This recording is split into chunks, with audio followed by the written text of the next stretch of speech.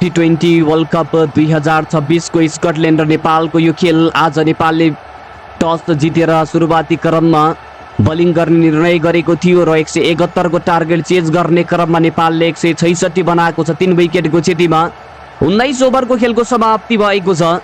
6 बलमा जितको लागि नेपाललाई 5 रन टाढा छ। ब्याटिङको लागि दिपेन्द्र मात्र 1 रन टाढा छन्। आफ्नो हाफ सेन्चुरी पूरा गर्नको लागि 22 बलमा 49 रन बनाएका छन्। गुलसनले 16 मा 20 पहिलो बल लिएर दौड लगाउने क्रममा ब्याटिङमा दिपेन्द्र यस ओभरको यो बल अपिस्टममा थियो, प्रहार गरे डिप पोइन्टमा 1 रनको लागि।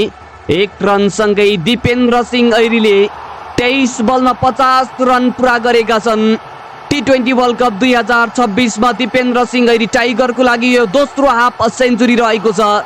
कमेन्टमा #टाइगर लेखिदिउँ सबैजना साथीहरूले।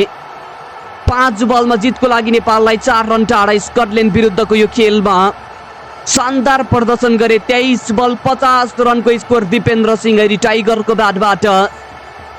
16 बलमा 20 रन टाढा छ। गुलसन अहिले ब्याटिङ गर्ने क्रममा रहेका छन् र नेपाल जितको लागि 5 बल 4 रन टाढा। इङ्ल्यान्ड विरुद्ध हामीले जुन प्रकारको प्रदर्शन देखेका थियौँ, जुन प्रकारको प्रदर्शन नेपाल टिमले गरेको थियो, त्यो पछाडिका खेलहरूमा राम्रो आउन सकेन र अन्तिम खेलमा पनि नेपालले यो खेलमा जित निकाल्नको लागि 5 बलमा 4 रन टाढा ब्याटिङ गर्नको लागि बायाते ब्याटर गुलसन वेल ओभरको दोस्रो बल लिएर दौड लगाउने क्रममा गुलसन अब स्टम्पमा थियो। यो बललाई ड्राइभ लगाए अन साइडमा बल गएको छ। फिल्डर छन् बाउन्ड्री किनारामा, सायद फिल्डरले यो बललाई बचाउने प्रयास गरे।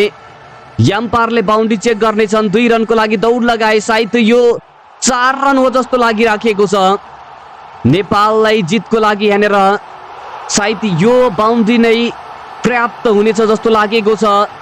नेपाली टिम आज स्कटल्यान्डलाई हराउने क्रममा रहेको छ र नेपाली टिम मात्र 4 रन टाढा थियो।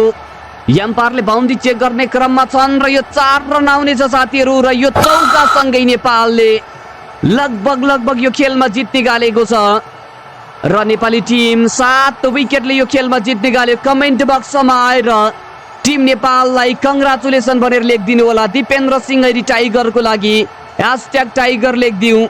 T20 वर्ल्ड कप 2026 मा इङ्ल्यान्ड विरुद्ध शानदार प्रदर्शन गर्यो। त्यस पछाडिका बाँकी खेल इटली र वेस्ट इन्डिजसँग राम्रो खेल देखाएको थिएन। अन्तिम खेल स्कटल्यान्डलाई 7 विकेटको यो शानदार जित निकालेको छ र 2026 को यो T20 वर्ल्ड कप भने नेपालले सकाएको छ। नेपाली टिमलाई कङ्ग्रेचुलेसन टिम नेपाल भनेर कमेन्ट बक्समा आएर कमेन्ट गरिदिनु होला।